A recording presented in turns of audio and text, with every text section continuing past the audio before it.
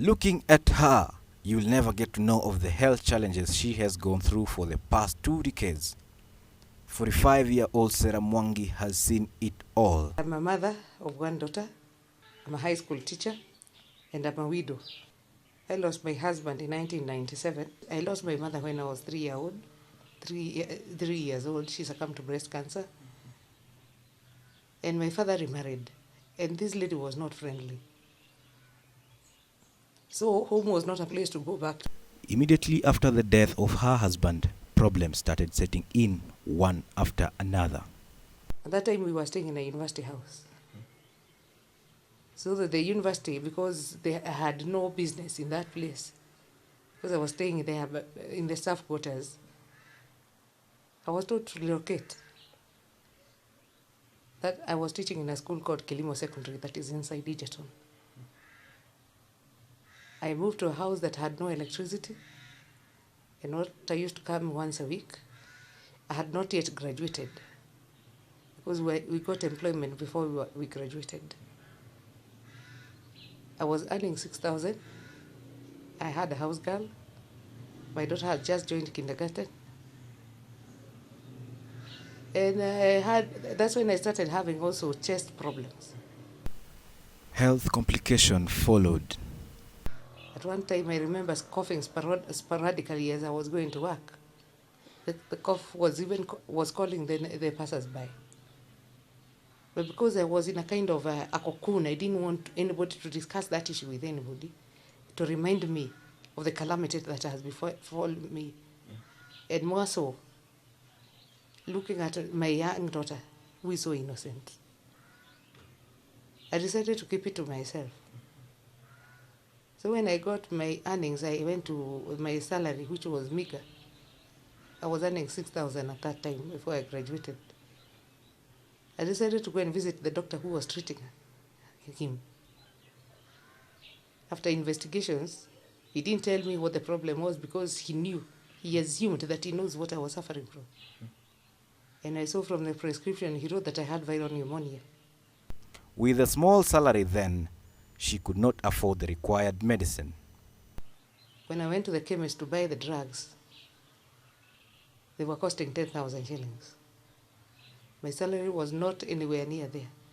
As she struggled to access drugs, opportunistic infections took toll on her health. That's when I came across this doctor called Dr. Kiyapi. He's a kidney specialist. He investigated me and he told me, to use his word, I think what you're suffering from is TB. He removed a mass of water from my chest. And he told me that I was going to go through 60 injections and drugs for 8 months, and I would gain weight. At some point, she saw death coming her way. I remember one time, between that time when I was doing that treatment, I went to church, and I started visualizing my funeral. The coffin being wheeled to the water and the song that will be sung. So after that treatment, the stories of the funeral started moving away. The year 2000 saw her facing another ailment. I developed an abscess on my backside. It was incised. I went for dressing to a clinic that was not hygienically correct. The wound was infected, which resulted to bacterial meningitis. All these ailments meant she had to struggle financially to raise money for medicine.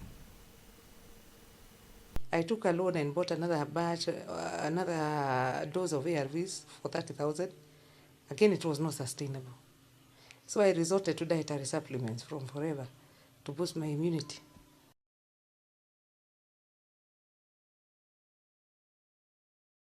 It started in 2011. I had 2 warts. They call them medically moles. One was at my anal opening, which was causing a lot of obstruction in digestion. The other one was at the labia, the private parts of a woman. There's that part called the labia. The one at the anal opening was the one that triggered me to seek medication, because I was having a lot of difficulties in sitting. Anytime I could go to the toilet, it was a nightmare. Constipation, Finally, when it comes out, I realize blood. Then at one point, I was bled for almost 2 hours. I had to go to see an ENT specialist, and a lot of complications were happening. And finally, I was told to go and see a surgeon. That in 2011, in November. The results came out. He did a 1 centimeter incision in that part at the anal opening. But the one at the labia, he just cut. These are some of the things that I feel very bad about some of these doctors do. So I was told to go to Kenyatta National Hospital for radiotherapy. I didn't know what the radiotherapy is. A lot of stories are told about it, horrific ones. But I knew that I had to leave for the sake of my daughter. Her struggle with cancer was not yet over. 2017, on the labia on my left. Around July, I started developing sores, and I was also having issues with urine incontinence.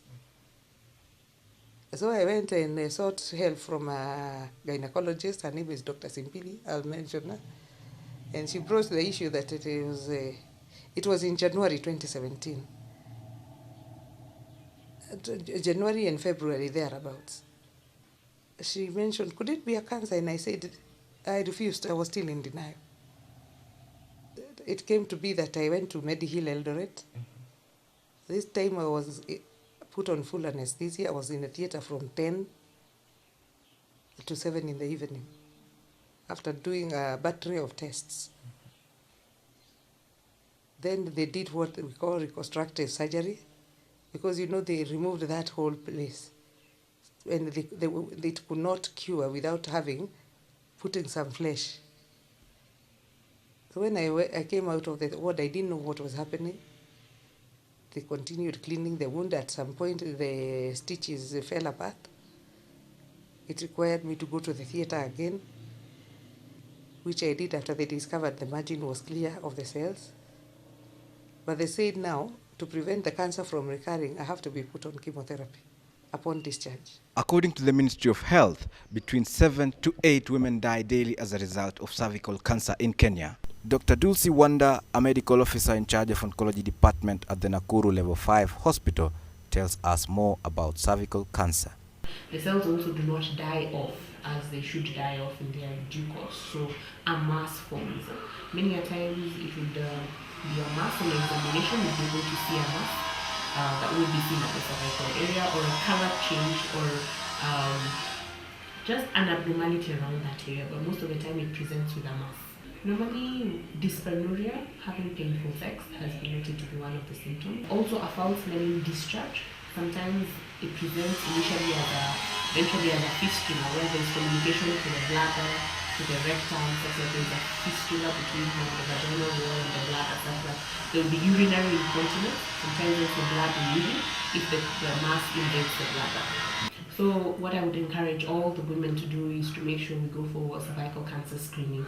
It begins with us. Let us take time to go. The tests are not expensive. Like at the PGH General Hospital here, the cost will be less than 200 shillings. Come get screened. Let us know early, because the earlier we know of this condition, then the faster we can be able to address it and achieve total cure.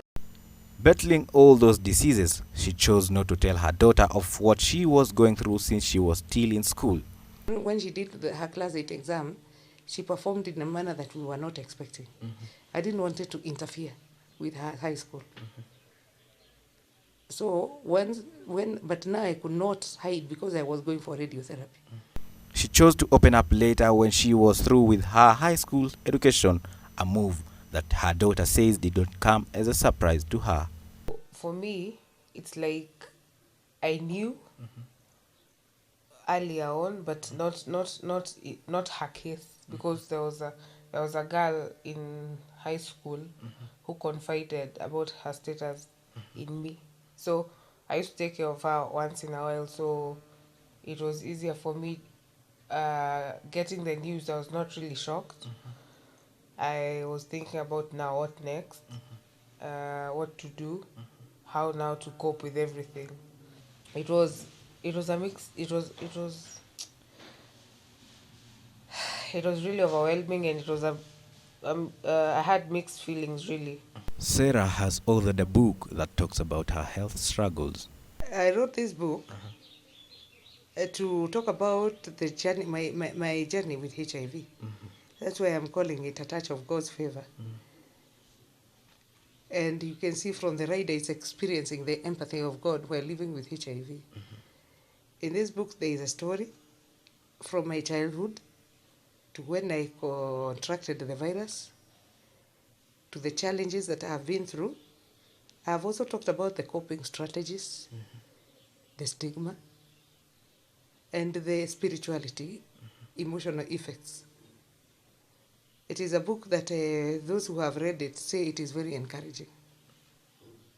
And I'm hoping to print more, though I'm having challenges of finances, because you know of what I've told you. Even this one, I had to take a small loan to publish. I'd done the first one, the publisher disappointed me, I got a better publisher. Now this one is doing well. And I didn't write this book alone. I met a gentleman sometime when I was traveling to Eldoret. He's a lecturer at Kisii University. He's now a professor. He's called Professor Kimagut. And we started talking. And he told me that about a book he has written on rape. And as we talked, I told him rape is a strange topic to write about. He told me his daughter was killed and raped by a rapist.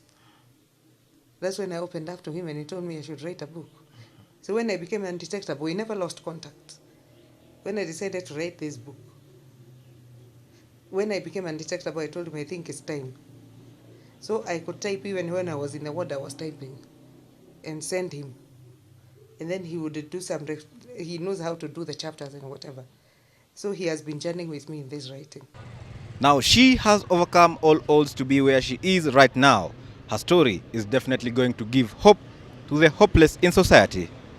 Eric Kibari, Nakuru TV.